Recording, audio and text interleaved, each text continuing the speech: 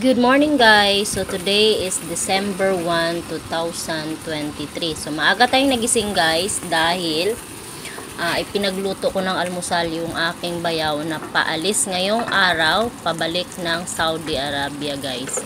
So nagluto lang ako ng pork, tawag dito, pork longganisa guys. Tapos nagsaing na rin ako para makakain siya bago siya umalis.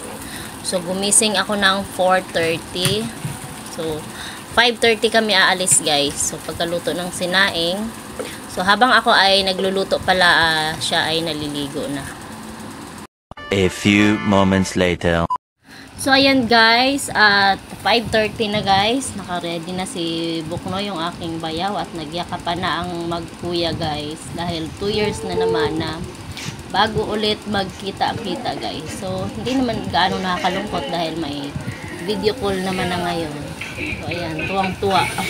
Hindi na hinatid ni kuya niya kasi magbubukas ang tindahan yung kuya niya. So ayan guys, medyo madilim-dilim pa talaga guys. Papunta na kami ng parking kasi nandun yung sasakyan ng kumpare namin. Yun ang sasakyan namin papuntang airport. So ako lang ang maghahatid ngayon kay Buknoy dahil si kuya niya hindi na sumama dahil magbubukas ng tindahan. So kaya ko naman na. At hindi na rin gaanong nalulungkot si Buknoy dahil syempre pangalawang alis na niya to. So parang nababalance na niya yung lungkot at saka yung homesick ba. So ingat sa pupuntahan mo Buknoy. Si Buknoy pala ay palayaw lang ngayon. Jessie Esparas ang kanyang pangalan. So 11 o'clock ang kanyang flight. So dapat may advance siya na oras na 4 hours bago ang kanyang flight papuntang Saudi. Doon pa rin na-terminate mo na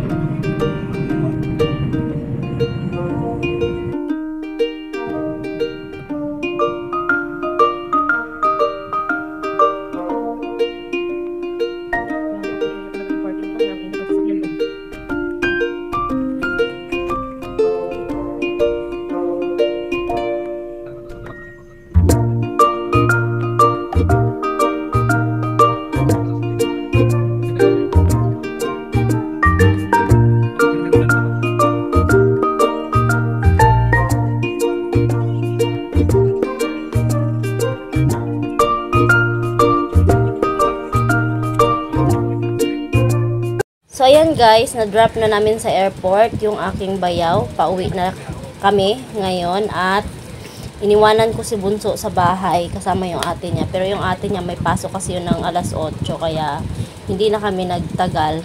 Umuwi rin kami agad. So nakarating naman kami kaagad dahil wala namang gaanong traffic pauwi. So ayan guys, flex ko lang sa inyo yung daan pauwi. Ang ganda ng sikat ng araw guys, oh. A few moments later. So pagdating ko pala sa bahay kanina guys, mga 7:30, so maaga tayo nakauwi, ay natulog ako. So 11:30 ay tawag ng tawag yung aking asawa dahil ibinalita niya sa akin na pumunta daw ako ng Santo Domingo Church dahil nasa Santo Domingo Church daw ang ating mahal na Birhen ng Pinya Francia ng Naga. So ayan guys, buti naman naabutan pa namin dahil 12 o'clock daw ng tanghali ay ibabiyahin na siya pauwing